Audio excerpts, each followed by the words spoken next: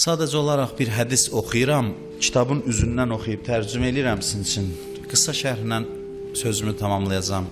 Çalışacağam ki, çox qısa hədisi sadəcə oxuyub və qısa izah eləyim. Kitab Şeyx Səduqun Xisal kitabıdır ki, mötəbər hədis kitablarımızdandır.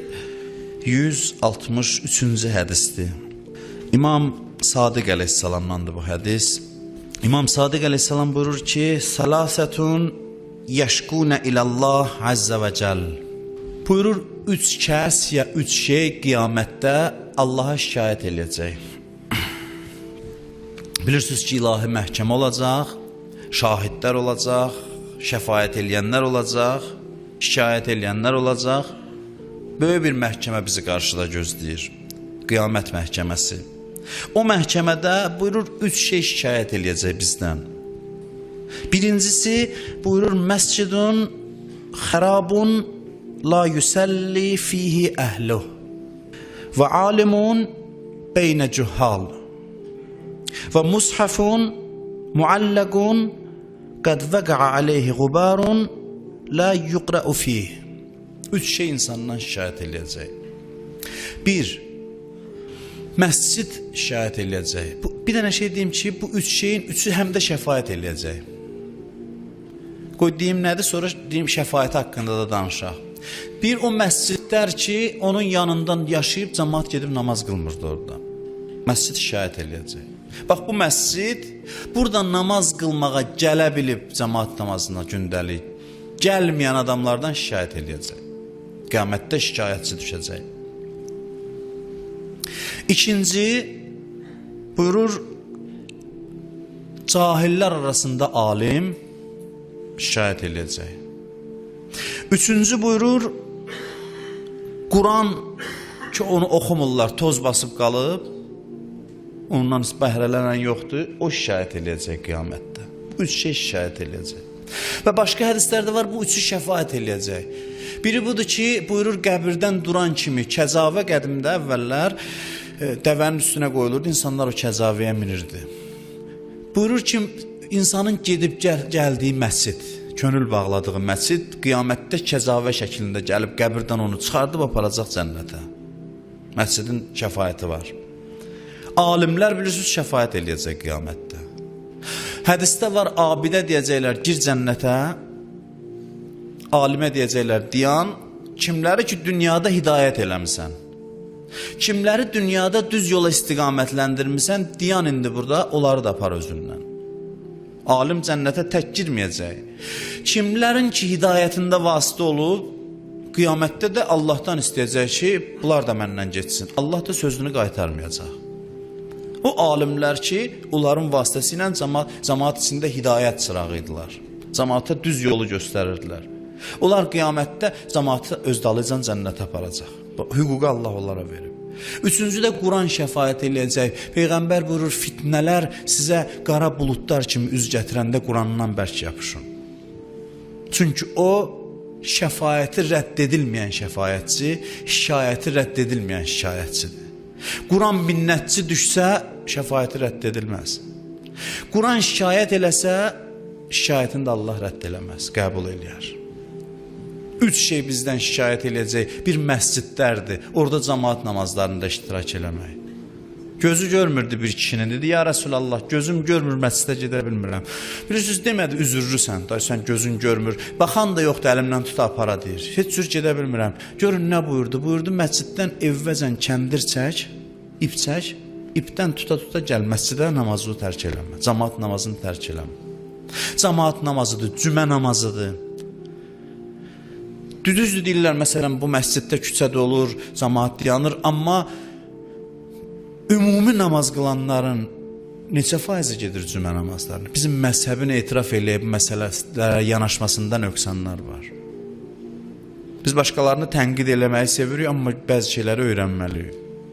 Harada işləyir, işləsin, işini saxlayır deyə mən cümə namazına getməliyəm. Bizdə bu şey yoxdur. Cümə namazı çox mühüm məsələdir. Həftədə bir dəfə müsəlmanlar bir yerdə olmalıdırlar, özdə bacardıqları qədər xütbəyə gəlib oturmalıdırlar. Hərdən belə olur ki, gedim namazı qılaram, cümə namazını. Cümə namazının 2 xütbəsinə imkanı varsa, gərək gecikməyə. Gələ xütbəni dinləyə namaz qıla. İndi birdən çıxa bilmirsə, gəlir namaza çatırsa o heç, onun üzürlü sayılır. Amma yox, oturun deyim elə mən namaza gedəcəm, bu səhv yanaşmadır. Məscid qiyamət günü danışacaq, şikayət eləyəcək. Kim gəlib məndə ibadət eləmədi. Xüsusən bəzi yerlərdə var, məscidlər boşdur, heç kəs getmir. Hansı məsciddə adil imam var, ona iqtida eləməyin şərtləri ilə, ədalətli imam var, insan gərək evində namaz qılmaya. İmkan qədər əlbəttə, yenə deyirəm, imkanı olan qədər. İmkanı varsa, yaxındırsa, yolu rahatdırsa, biraz uzaq da olsa, indi elə zamandır ki, maşınla getmək olur. Yəni, imkanı varsa, mümkün qədər cəmaat namazın və cümə namazın məxsusən tərk eləməsin. İkincisi, cahillər arasında alim. Alim üçün ən böyük dərd, ən böyük qəriblik, apar alimi qoy cahillərin, nadanların içinə. O çox böyük bəladır insan üçün. Böyük dərddir. Böyük məzlumiyyətdir bir alim üçün. Əleyhissalam nə qədər məzlum idi, qərib idi o cahillərin, nadanların içində. Nadan alimdən faydalanmaz, nadan alimdən istifadə eləməz heç, ona ad qoşar, onun üçün qeybət eləyər, onun üçün söz danışar, böhtan atar, ancaq bədgümanda olar alimlər haqqında. Bu nadan adamların əlamətidir. İçində, aralarında alimlər yaşayır, onlardan bəhrələnmək əvəzinə, onlarda eyb axtarmaqla məşğuldur. Bu xəstə mahiyyətli insandır. Ancaq eyblərini axtarsın, ancaq bu nadan insanların içində alim çox ağırdır. Bir alimə vəzirlik təklif eləmişdilər, qəbul eləmədi. Apardılar zindana, bir nadanla qaldı zindanda. Nadanla qaldı zindanda, qəribə mənasız sözlər danışırdı onunla. Deyirdi, sənin saqqalın tərpənir, dua eləyəndə mənim keçimin saqqalı yadıma düşür. Alimə deyirdi. Belə sözdə. Deyir, təslim oldu şaha, dedi ki, nə desən qəbul. Bundan betəri yoxdur ki, mən bundan qalım. Bundan betər bir şey yoxdur. Həqiqətən də belədir. Alim nadanlar içində çox qəribdir.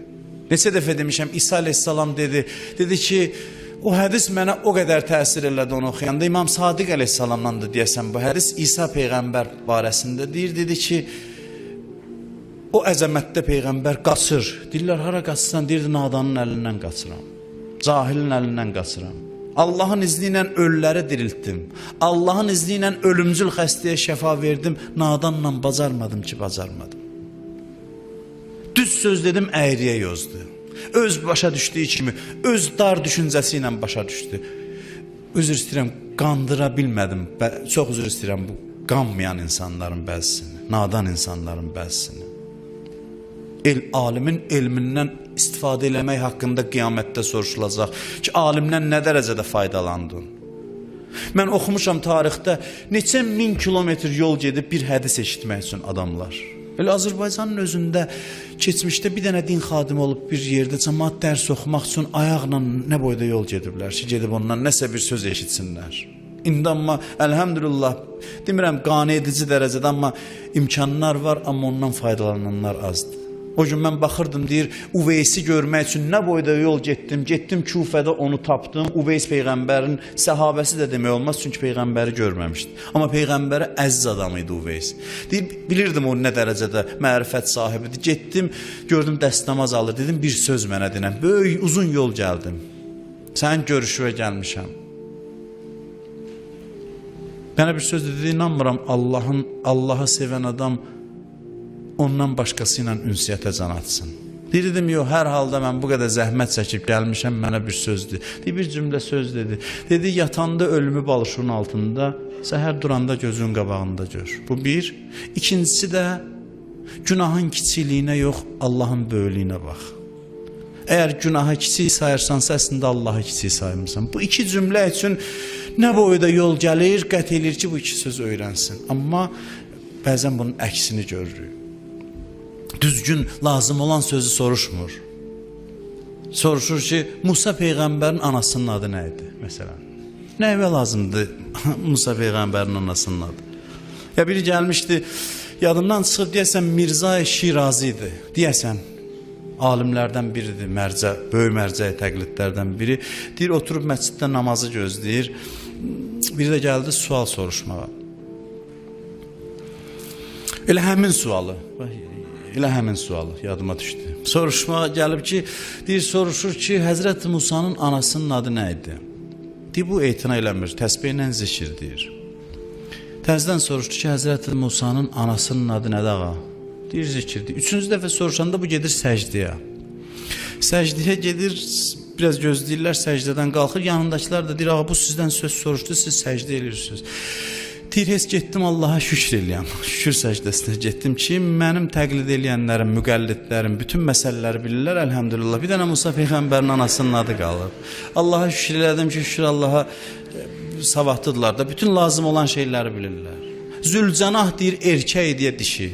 Vallahi bu sualları soruşurlar. İmam Hüseyin ağanın atını soruşur ki, bu qədər mən özüm indi o barədə danışsam verilən suallar haqqında bir dastan kitabı yaranar ki, heç mənası yoxdur. Heç mən özüm alim də hesab eləmirəm, bunu deyəndə özümü də nəzərdə tutmuram.